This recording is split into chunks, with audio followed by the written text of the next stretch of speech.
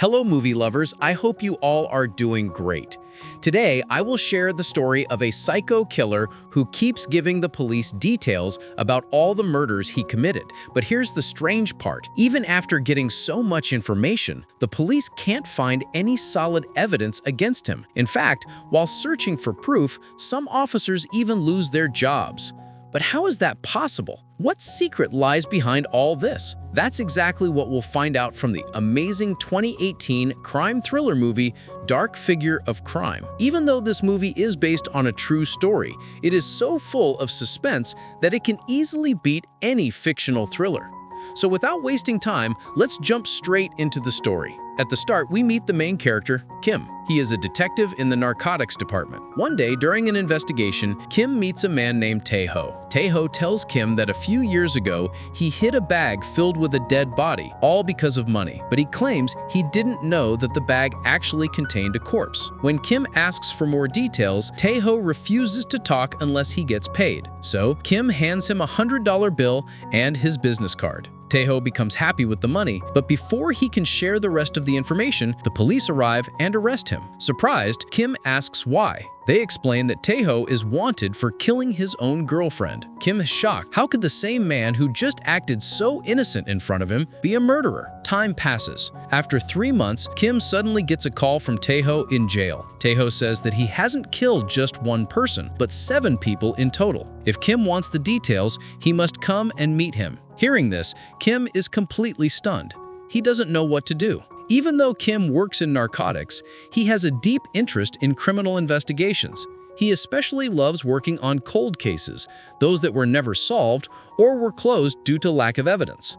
After thinking a lot, Kim finally decides to meet the investigation officer in charge of Tae-ho's case. The man tells Kim that most of Tae-ho's words are lies. He says that once, Tae-ho gave the police information about 3 murders, but when they went to the locations, they found nothing, so he warns Kim to be careful. Still, out of curiosity, Kim goes to meet Tae-ho without telling anyone. There, Tae-ho says that the police are trying to frame him with fake evidence. Hearing this, Kim starts to doubt a little. He wonders, could Tae-ho actually be innocent? But then Tae-ho says he did commit murders, but the evidence used by the police is false. He gives Kim the location where the real proof can be found. Kim doesn't believe him at first. After all, why would a killer willingly hand over evidence of his own crimes? It feels more likely that the inspector's warning was right and Tae-ho is just trying to mislead him. But then Tae-ho reveals he wants to make a deal. He tells Kim that if Kim can help reduce his sentence, he will give details about the murders. After that, Tae-ho draws a map of the location and leaves. To check if it's true, Kim goes to the spot and starts searching. After a lot of effort, he finally finds the rope used in the murder and the victim's clothes hidden inside a bird's nest. Seeing this, Kim begins to trust Tae-ho a little. Kim presents the evidence in court, and as a result, the investigation officer is suspended for planting fake proof. Tae-ho's death sentence is reduced to 15 years in prison. The inspector gets angry at Kim for this, but Kim doesn't care. Instead, he goes back to Tae-ho to learn about the other 6 murders. Then, Tae-ho starts writing in a notebook, giving details of each murder in order along with the locations where proof can be found. Watching him describe the murders so neatly shocked Kim. Tae-ho then says killing is not his job, it's his hobby. If he doesn't kill once in a while, he feels his mind goes crazy. After saying that, he goes back to writing, but after writing about 3 murders, he suddenly stops. When Kim asks why, Tae-ho says he will only give the rest of the information if Kim buys him his favorite sunglasses and gives him some money. Kim feels annoyed, but he also knows he needs the information. So he gave him the money. Still, he wonders, what would Tae-ho even do with sunglasses inside jail? Tae-ho smiles and says that even though he is a serial killer, nobody respects him in prison. So he wanted the sunglasses just to look stylish. He thought if he wore them, people in jail would respect him. Kim felt it was a stupid demand, but he had no choice. He gave him the sunglasses and got the information. Then, Kim started the investigation. First, he went to the riverside because Tae said he killed a tattoo artist and threw the body in the river. But the case was too old and nobody around knew anything. Kim tried to check the CCTV footage, but the server team told him that they had already deleted the old files. Kim realized that doing this work without official permission would be very hard, so he went to the chief and asked for approval. At first, the chief refused. He said another officer had tried to solve an old case before and lost his job, family, and support. Now, that man worked as a simple park attendant. but Kim kept pushing, and finally the chief gave him permission. After that, Kim started checking all the places Tae had mentioned. At the first 2 locations, he found nothing. Most people there warned him not to trust Tae because he was a liar. But Kim ignored them and went to the 3rd place. There, he learned about a man named Park. Tae said he killed Park with a knife, but when Kim reached there, he was shocked. Park was alive and running his club. When Kim tried to talk, Park also told him not to trust Tae. After hearing this, Kim started to doubt himself, maybe believing Tae was a big mistake. The next morning, Kim went back to see Taeho. He told him about Park. Taeho simply said he could not remember every detail, who he killed and who he left alive. Kim understood one thing. Tae would not talk more unless he got more money. So Kim gave him some cash and also the branded sunglasses he wanted. That made Tae happy, and he started sharing details about a girl. He said that at one time, he worked as a taxi driver. One day, a girl got into Tae's taxi. That night, he killed her. He buried half of her body in a graveyard and threw the other half into the river. Following his words, Kim started searching for that graveyard. This time, he really found one. But because of the last disappointment, he did not fully trust Tae. So first, he tried to learn more about the girl. Her name was Uji-hee, and the case was from 2008. Kim went to her house. There was no family left, only her grandmother. The sad part was, the grandmother still didn't know her granddaughter was dead. She begged Kim to find her granddaughter. Seeing her pain, Kim promised to help and left the place. Then, he searched for the garage where Tae worked as a taxi driver. But the people there said Tae only worked part-time, so they didn't know much. After that, Kim took help from the local police and went to dig at the graveyard. But when they arrived, workers were already digging the land to build a tower. Kim requested them to stop for a while, and then he and the police started searching for human bones. It was very hard to find a body after so many years. At first, they found nothing, only animal bones. The police became angry and left, but Kim did not give up. He felt something had to be there. His confidence inspired Inspector Joe, so she stayed and helped him. After working very hard, they finally found human bones. The next day, Kim showed the photos to the public prosecutor. He hoped to use them as proof against Tae, but the prosecutor said photos were not enough. Without strong evidence, it was impossible to charge Tae for such an old case. So Kim went back to question Tae again. This time, he tied his shirt tight and placed hidden cameras all around the interrogation room. He wanted to record every word Tae said, but Tae noticed it and became very careful. When Kim asked Tae about Uji-hee's murder, Tae denied everything. He shouted, saying Kim had forced him with money to make a false confession. He claimed he knew nothing about it. Hearing this, Kim was shocked. He realized Tae was trying to trick him again. Kim warned him, but it didn't work. Tae whispered that Kim would never discover the real truth. The prosecutor was very disappointed and angry with Kim. He blamed Kim for giving Tae money. Kim himself was also lost. Without Tae's confession, everything was falling apart. It was almost impossible to prove such an old case without a direct confession. But the bad news didn't stop there. Outside, another shock was waiting. The forensic report of the bones from the graveyard had arrived. The report showed that those bones did not belong to Uji-hee. She was murdered in 2008. But the bones found were from a girl who had died 4 or 5 years earlier. This left Kim hopeless. If the body was not Uji-hee's, then whose body was it? Who killed her? Kim felt trapped in a deep mystery. With no other choice, he went to meet ex-Inspector Sam, the man his boss had warned him about. Sam had once investigated Tae's cases, but lost his job and was now working as a simple park attendant. When Kim asked him about Tae, he warned him seriously. He said Tae was a liar. He only used people like Kim to prove himself innocent. By giving fake murder details, he kept the police busy. And even if Kim somehow found real evidence, Tae would simply deny everything in court. Then all the blame would fall on Kim. Sam even said Tae could make Kim look like the real killer. If that happened, Kim would lose his promotion, his reputation, and his job. Sam explained this because the same thing had happened to him before. That's why he warned Kim to stay away from Tae. Sam warned Kim that Tae could even frame him as the real killer. If that happened, Kim would not only lose his promotion, but also his respect and his job. Sam knew this because he had gone through the same thing when he investigated Tae's case years ago.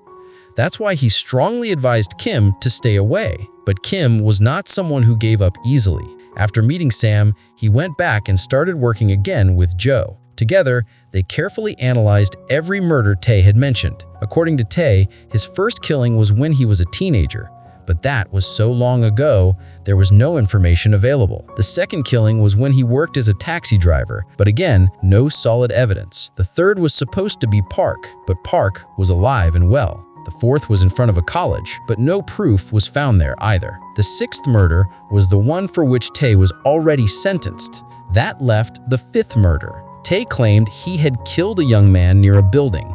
Since this case was more recent, Kim believed it might be their only hope. Although there was no evidence yet, he was confident that if they investigated deeply, they would find something. But a bigger question remained. Did Tay kill 6 people or 7? If there was a 7th victim, then who was it? This mystery was still unsolved. The next day, Kim went to the location Tay had mentioned for the 5th case. He searched everywhere, but found nothing useful. Frustrated, he went back to Tay and demanded more details. Tay told him that one night, while drunk, he stabbed the man to death. Afterwards, he burned the body in a fire. In that same fire, his favorite leather jacket was also destroyed. Hearing this, Kim decided to check the records of people who had died in fires during that period. From there, they find a person who matches Ty's description. Kim starts looking for more details about the case. He goes to the crime scene and searches the area carefully, but because of the fire, he cannot find much. On his way out, he notices something, a shoe print. He also finds a knife handle. Kim thinks this knife may have been used for the murder. He keeps the handle as evidence, but there is no sign of the shoe.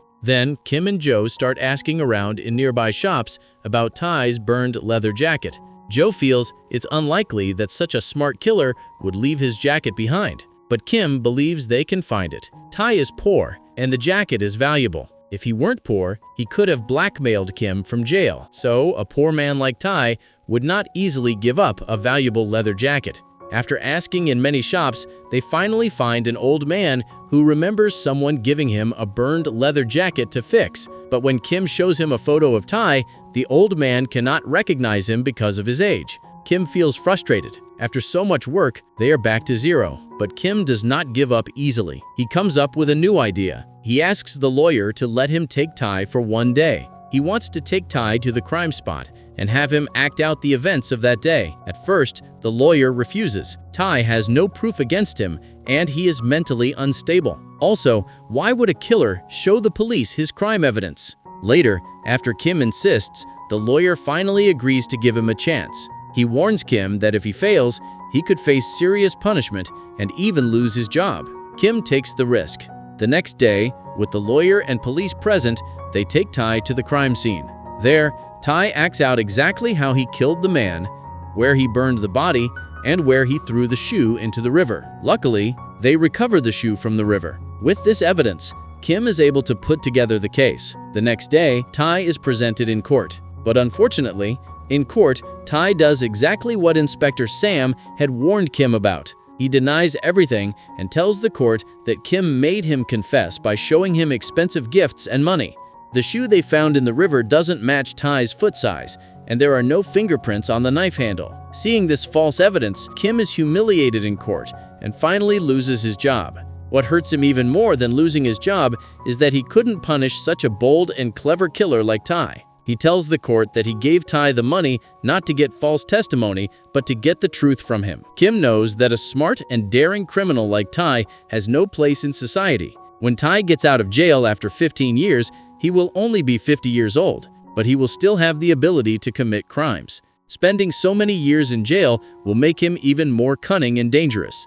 Kim feels strongly that he must stop Ty from committing new crimes, but the law doesn't care about emotions. Without solid evidence, Ty is released again, keeping his previous sentence unchanged. Feeling extremely frustrated, Kim goes home and carefully studies the photos and forensic reports of the body. Then, he notices something strange. The girl's body has a plastic birth control device. Kim is furious with himself for missing such an important clue. He immediately checks lists from around 2004-2005 of missing girls and the list of girls who had birth control devices injected. From these lists, he finds a common name, Monet. Kim and Joe start looking for information about Monet. Eventually, they learned that a few days before her death, Monet kept receiving repeated calls from one number. When they trace the number, they find it is registered under Ty's sister's name. Kim is shocked. He first finds Monet's home address to investigate and to understand what kind of relationship Ty had with Monet. When Kim goes there, she meets Monet's mother and her only son. From them, Kim learns that Ty and Monet had a romantic relationship. Monet got involved with Ty after her divorce from her husband. However, Monet's son never liked this relationship. Over time, Ty's behavior also started to change. One day, when Monet learned about Ty's illegal activities, she wanted to end the relationship. Ty got angry and eventually killed her. He cut her body into two parts, buried one half in a grave, and threw the other half into the river. Since Monet's son was very young at the time, Monet's mother did not tell the police, fearing trouble for her grandson. After learning this, Kim goes to meet Ty's sister. At first, she denies everything, but Kim reassures her that these events are old, and based on this information, no action will be taken against her. Hearing this, she confesses everything. She tells Kim that she knows all about her brother's crimes. She also reveals that Ty's first victims were his own family. Kim is shocked to hear this. Ty's sister explains that one day while she was at school, Ty brutally killed her father. When she returned from school and found out, Ty threatened to kill her too and forced her to help hide the evidence of their father's murder. While telling this, Ty's sister breaks down in tears. Kim comforts her and then leaves to confront Ty. He tells Ty that he now knows about his father and Monet. Hearing this, Ty becomes frightened, but he is confident that Kim cannot punish him for his father's murder because more than 15 years have passed, and under Korean law, crimes older than 15 years cannot be punished. However, Monet's murder is still within the 15-year period, so Ty is brought to court for that case. This time, Kim ensures there are no loopholes for him to escape. During the investigation of the building where the murder happened, a woman had seen Ty wearing a leather jacket and remembered it well because she liked it. She comes to court and identifies Ty in the jacket. Monet's son is also brought to court, and he confirms that Ty had a relationship with his mother and that Ty killed her. Based on the evidence from the two cases, Ty is sentenced to life in prison. Kim also gets her job back. Not only that, she is specially recognized for her bravery and patience, and she receives a promotion as well. But even after all this, Kim does not stop. She continues her search for the girl named Woo Ji-hee. On the other hand, Ty loses all hope and slowly goes insane. At one point, unable to bear the mental stress, he commits suicide inside the prison. And this marks the end of the life story of a terrifying psychopathic serial killer. Since today's story is based on a real event, you should not expect any fictional or overly dramatic suspenseful ending. But honestly, this real-life case was no less intense than any fictional crime thriller. If you think so too, let us know in the comments. For more amazing movie explanations like this, make sure to subscribe to the channel and press the bell button.